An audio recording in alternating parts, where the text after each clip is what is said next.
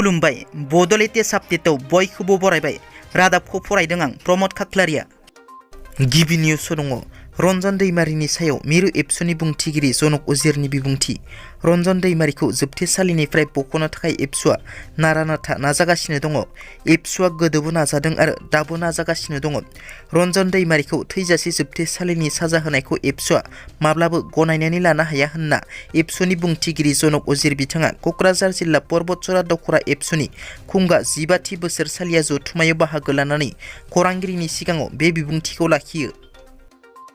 मोनसे दुखुनांथाव जाथाय गारिनि सौख्लायनायाव फिन सासे बर' सुबुंनि जिउ खहा। बाक्सा जिल्लानि सिङाव थानाय सावदरफिटा हन्टापारा गामिनि थागिबि 52 बोसोर बैसोनि लुत्रा सरगियारिखौ सावदरफिटा लामायाव AS28AC 0217 नाम्बारनि गंसे गारिया सौख्लायना गालाङो। जाहोनाव लुत्रा सरगियारिनि जायगायावनो जिउ गोमायो। बे साननैसो UPPLनि माखासे दैदेनगिरि आरो मावथिफोरा माइ फोथाराव माइ हानायाव नांथाबदों। बेबादिनो आगननि माइ फोथाराव मुसलपुर जिल्ला आरो कक्लाबारि ब्लक कमिटि UPPLनि दैदेनगिरि आरो मावथिफोरा माइ हादों। बे माइ हानाय हाबाफारियाव कक्लाबारिनि MCLA मन्टु बर' बिथाङाबो रायजो राजाफोरजों बाहागो लादों। हाबा हारिमुखौ फोथांना लाखिनाय थांखियै मुसलपुर जिल्ला आरो कक्लाबारि ब्लक कमिटि UPPLआ जथायै रायजोफोरजों माइ हानाय हाबाफारि लादों। फिन डिभाइड आसाम 50-50 जोंनो नांगौ बड'लेण्ड स्ल'गेन खोनानो मोनफिनसिगोन। उदालगुरियाव सावरायमेल जथुमनानै खौरां बिजोंनि गेजेरजों मिथिहोदों मिरु बारग' बड'लेण्ड भलन्टियार आफादनि चिफ कनभेनर बलदेब मोसाहारि बिथाङा। बारग' बड'लेण्ड भलन्टियार हान्जाया आलादा रायजो बड'लेण्डनि थाखाय थाबैनो सोमावसारफिनगोन। बे आन्दालना आबुङै गण आन्दालन एबा नन भायलेन्स जागोन। गोदो बड'फा उपेन्द्रनाथ ब्रह्मनि जि नीति आदर्श, बे उपेन्द्रनाथ ब्रह्मनि जि नीति आदर्शजोंनो नन भायलेन्स गणतान्त्रिक भाबै आन्दालन खालामफिनगोन।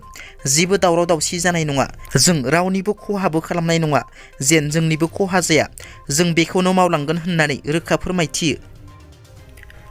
आसामनि डिब्रुगड़ मुलुगसोलोंसालियाव सासे फरायसाखौ रेगिं खालामनाय जाथायजों लोब्बा थानाय सा 19 फरायसाफोरखौ बाहेर खालामबाय। रेगिं खालामनायनि दायाव पद्मानाथ गहाय बरुवा हस्टेलनिफ्राय सा 19 फरायसाफोरखौ हस्टेलनिफ्रायल' नङा डिब्रुगड़ मुलुगसोलोंसालिनिफ्रायनो बाहेर खालामनाय जायो। लोगोसे 4 फरायसाफोरखौ पुलिसआ खायो। पुलिसजों खाजानाय 4 फरायसाफोरखौ गलाब टेक्का, राहुल छेत्री, सीमान्त हाजरिका, निरन्जन ठाकुर होननानै सिनायथिनाय जादों। मख'नो गोनांदि डिब्रुगड़ मुलुगसोलोंसालियाव मार्केटिं एम.कमआव गोदानै मुं थिसननाय अनन्द शर्मा मुंनि फरायसाया रेगिं खालामजानायनिफ्राय बारग'नो थाखाय हस्टेलनि 2 थाला बिल्डिंनिफ्राय बाज्रुमो आरो गोब्राब जखम जायो। गोब्राब जखम जानाय थासारियाव डिब्रुगड़नि अदित्य हस्पिटालाव ICUआव थिसननाय जायो। दिनैनि रादाबा एसेनोसै। नोंथांमोना जुदि आंनि रादाबखौ खोनासंनानै मोजां मोनदोंब्ला अन्नानै लाइक, शेयार आरो साबस्क्राइब खालामनो दाबाव। गोजोन्थों।